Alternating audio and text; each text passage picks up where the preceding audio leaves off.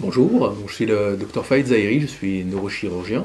J'exerce actuellement à l'hôpital privé Le Bois, avec maintenant quasiment 15 ans d'expérience dans la discipline, et je dédie mon activité actuellement à la prise en charge exclusive des personnes qui me sont adressées pour des pathologies de la colonne vertébrale, donc sur le versant chirurgical, et à ce titre-là, je suis donc amené à voir énormément de personnes qui souffrent donc de mal de dos ou de lombalgie.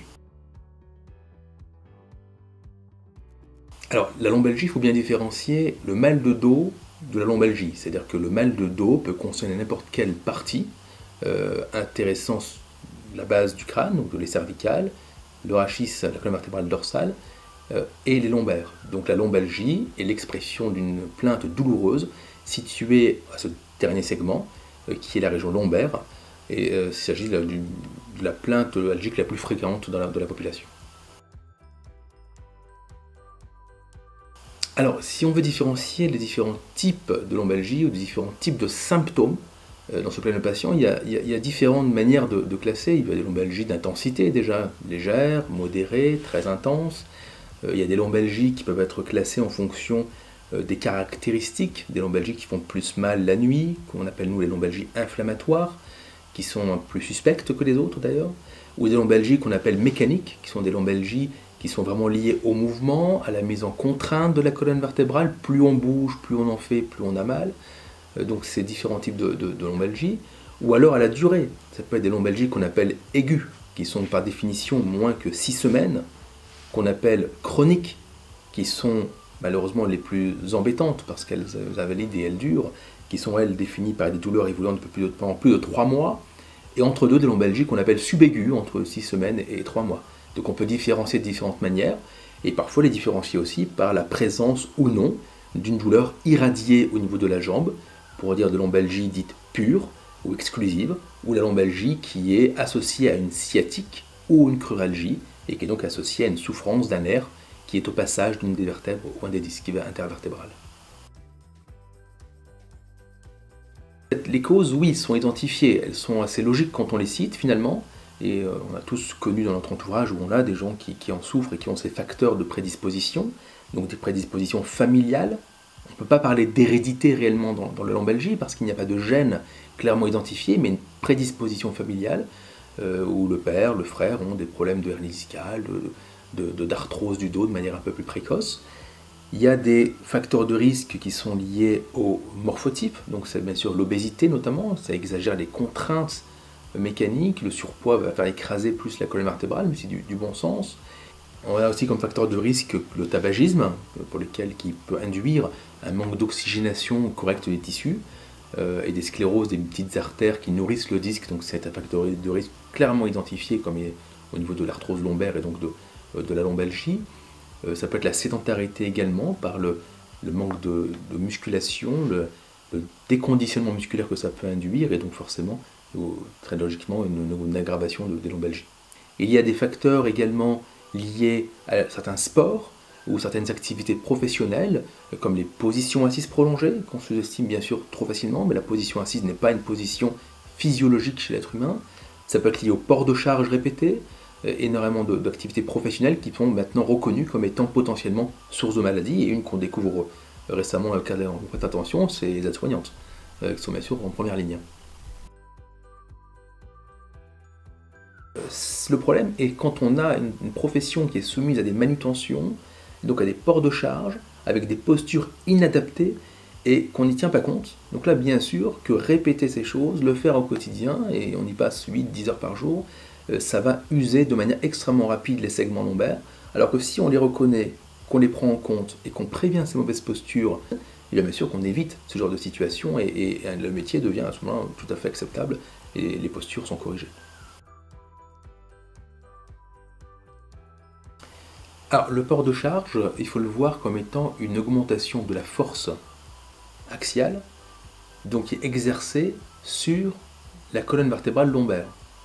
Et des 3 segments, la colonne vertébrale lombaire est celle qui est située à la base, et qui est donc celle qui porte le plus. En dessous, c'est le bassin, puis les jambes. Plus on va exercer une contrainte, et plus ce qu'on appelle nous le segment mobile, c'est-à-dire le disque et les articulations entre chaque vertèbre, vont être soumis à contrainte et donc vont risquer d'avoir des blessures aiguës ou une usure chronique. Et ça part souvent du problème d'adéquation. Ça veut dire que vous avez les moyens de soutien, les capacités de soutien de la colonne vertébrale qui sont liées à l'âge. Bien sûr, on est plus résistant quand on est plus jeune, mais liées aussi aux capacités musculaires, d'où l'importance de la musculature du dos. Et donc si les contraintes sont exagérées et pas en adéquation avec les capacités musculaires de soutien, le différentiel est absorbé par ce segment mobile qui va donc s'user. Et donc il faut le voir un peu de cette manière-là, c'est que vous allez donc avoir, c'est une maquette très sommaire et très grossière, qui n'est absolument pas anatomique, mais avoir un excès de contraintes mécaniques sur le segment mobile, et surtout au niveau des derniers segments qui sont ce qu'on appelle L4, L5 et L5, S1, ceux entre le sacrum et la dernière vertèbre lombaire, donc L5, S1, puis L4, L5, la quatrième et cinquième vertèbre lombaire. C'est souvent celles qui sont affectées dans ce genre de soucis. Et si les capacités musculaires de soutien qu'on voit ici en rouge ne sont pas suffisantes, et bien à ce moment-là, vous avez l'excès mécanique qui est absorbé par les disques intervertébraux qu'on voit entre les vertèbres. Et lorsque ces contraintes sont trop importantes, vont créer des lésions, encore une fois, aiguës, donc la fameuse hernie discale par exemple, ou chronique, l'arthrose lombaire. Toutes deux potentiellement sources de problèmes.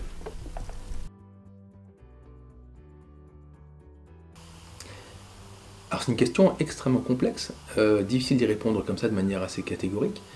Et je te renverrai bien sur un diagramme qu'on devrait tous avoir lu, qui devrait être connu, qui est le diagramme de Nachemson. Alors, si vous aimez Google, vous allez Nachemson, N-A-C-H-E-M-S-O-N. C'est un diagramme qui va vous montrer que finalement des postures qui nous paraissent simples, physiologiques et qu'on fait tous les jours finalement, être assis comme ça, un peu avachi, les coudes en avant, ben, c'est pas bon pour le dos. Ça veut dire qu'en mettant des capteurs de pression au niveau des disques intervertébraux, ou au niveau des articulations des vertèbres, on se rend compte que des postures qui nous paraissent absolument anodines, ben finalement vont induire une compression et un stress mécanique sur les disques qui, de manière répétée, vont aggraver la situation. Donc il n'y a pas de règle absolue, il faudrait pouvoir mesurer, venir avec une caméra et voir quelles sont ces fameuses postures. Et si on veut simplifier, les plus mauvaises, c'est le pencher en avant, c'est lorsque le centre de gravité, donc l'axe des épaules et de la tête, est projeté trop en avant par rapport au rachis lombaire. Ça va induire ce qu'on appelle un bras de levier, qui sont cette différence d'avant en arrière, qui fait que chaque port de charge va être augmenté. Donc porter quelque chose à bras le corps ou le porter vers l'avant peut être extrêmement pénalisant si le bras de levier est trop en avant. Donc ça, il faut faire extrêmement attention. Et les mouvements en torsion sont clairement démontrés par beaucoup d'analyses maintenant biomécaniques, comme un élément fragilisant. C'est-à-dire que si vous avez un mouvement de torsion et penché en avant, c'est une combinaison qui peut être vraiment un assaut de malfaiteur et être extrêmement dangereuse pour le disque. Ben, oui, dans toute logique, c'est-à-dire que le corps humain n'est pas fait pour faire des gestes répétitifs. Alors on y est souvent contraint par les obligations personnelles, professionnelles, mais ça choquera personne de savoir qu'un footballeur fait de l'arthrose de genou à 35 ans, qu'un maçon a de l'arthrose des poignets, fait des canals carpiens de manière beaucoup plus précoce, qu'une couturière aura de l'arthrose des pouces. Donc quelqu'un qui gère mal son dos, il fait des actions répétitives centrées sur le dos, fera de l'arthrose du dos plus précoce. C'est du bon sens, et maintenant c'est clairement reconnu en médecine du travail, et il faut y prêter attention parce que ça fait très mal. Alors c'est une bonne démarche, qui devrait être adoptée par tous. Alors on peut situer deux différentes positions. On peut parler soit de prévention dite primaire, en médecine, c'est comme ça qu'on parle. Ça veut dire éviter la lombalgie, comme chez toi, chez quelqu'un qui n'a jamais eu mal au dos et qui ne veut pas avoir mal au dos, pour éviter de reproduire des problèmes de son entourage, ou un patient qui a eu un mal de dos, qui s'est résolu et qui veut donc passer dans ce qu'on appelle la prévention secondaire. Alors dans les deux cas, c'est assez simple, c'est qu'il faut identifier les facteurs de risque qu'on a énumérés tout à l'heure et les éviter. Ne pas fumer, avoir une activité sportive régulière, éviter les postures à risque, éviter bien sûr le surpoids. Et donc ça, c'est ce qu'on appelle l'hygiène lombaire. Et ensuite, il y a tout ce qui est à côté, en termes personnels et professionnels, et donc éviter les postures qui sont délétères, que vous avez pu voir sur le fameux diagramme et sur les explications précédentes, et surtout leur répétition, et de faire en sorte que ça soit le moins fréquent et le moins traumatisant possible sur la colonne vertébrale. Et avec ça, l'occurrence, l'apparition et l'incidence de lombalgie devrait être nettement réduite. Alors oui, et ça dépend bien sûr du type de lombalgie, bien sûr, mais pour soulager et faire disparaître une lombalgie, on peut agir de différentes manières. La première, c'est masquer. Donc on va masquer la lombalgie qui reste présente, mais faire en sorte qu'elle soit moins douloureuse. Et c'est les actions médicales, les médicaments, les antalgiques, les anti-inflammatoires, les infiltrations, les manipulations qui ont pour but de calmer l'inflammation et calmer le ressenti de la douleur, une chose plus acceptable. Et ensuite, il y a tout ce qui est mis en place pour soulager les contraintes mécaniques exagérées, faire en sorte d'améliorer les capacités musculaires de la colonne vertébrale pour justement soulager la cause de la lombalgie et qui ont lié soit à une hernie discale, soit à une poussée d'inflammation d'une articulation qui a été un peu malmenée. Et tout ça, c'est un traitement qui est dit causal. Le traitement traite la cause, ça peut être parfois une chirurgie dans de rares cas qui permet justement de traiter la cause.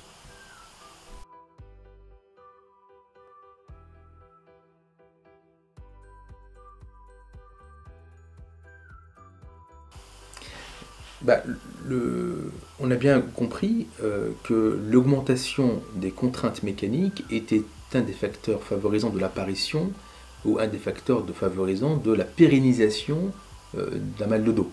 Alors bien sûr qu'il y a beaucoup de facteurs qui se mettent à côté, qui, je ne veux pas vous énumérer, qui sont extrêmement nombreux, extrêmement complexes, raison pour laquelle en Belgique, encore aujourd'hui, reste un problème sous-diagnostiqué, mal traité, mal compris.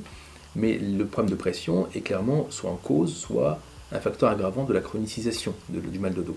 Donc baisser la pression au niveau du segment lombaire fait que les douleurs diminuent et les choses peuvent se calmer. On le voit au quotidien, hein. Patients lombalgiques, la plupart vous diront quand je suis allongé, je suis bien. Lorsqu'il n'y a plus l'effet de la pesanteur, plus de contraintes qui est exercée sur le segment lombaire, les douleurs diminuent, voire disparaissent. Et dès qu'on commence à reprendre des postures inadaptées, ou parfois même le fait de rester debout trop longtemps, et bien à ce moment-là, on a une mauvaise tolérance de ces postures parce que la gravité, le poids du corps va venir appuyer et donc la contrainte mécanique va faire mal. Donc le but de la diminution de pression est évidente. Ça se conçoit bien, c'est si on veut éviter d'avoir, on parle bien de cette profession à risque bien ciblée où on sait que le port de charge répété est important et source de douleur du dos et qu'il y a une grande incidence de douleur de dos dans cette population. En effet, si on peut neutraliser l'effet de ce port de charge sur la colonne lombaire, ça a un intérêt bien sûr intéressant, très, très important.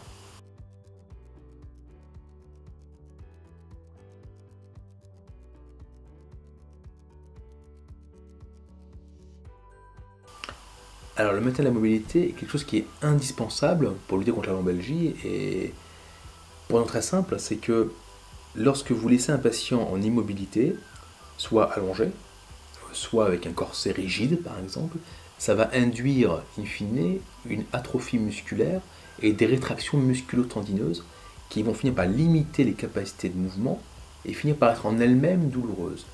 Lorsqu'on a un muscle faible, le peu qu'on lui demande fait mal. Tout simplement.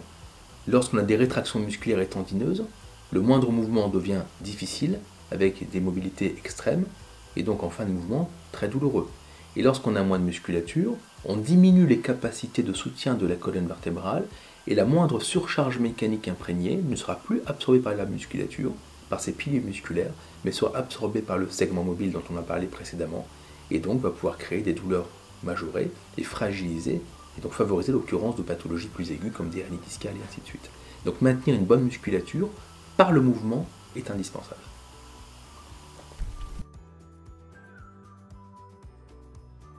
Oui, c'est-à-dire que bien entendu qu'on a vu que le fait de mobiliser la colonne vertébrale dans des zones à risque, avec un bras de levier trop important, faisait qu'on augmentait les contraintes mécaniques sur le bas du dos, et donc qu'on favorisait l'apparition de pathologies et de douleurs, donc en conséquence.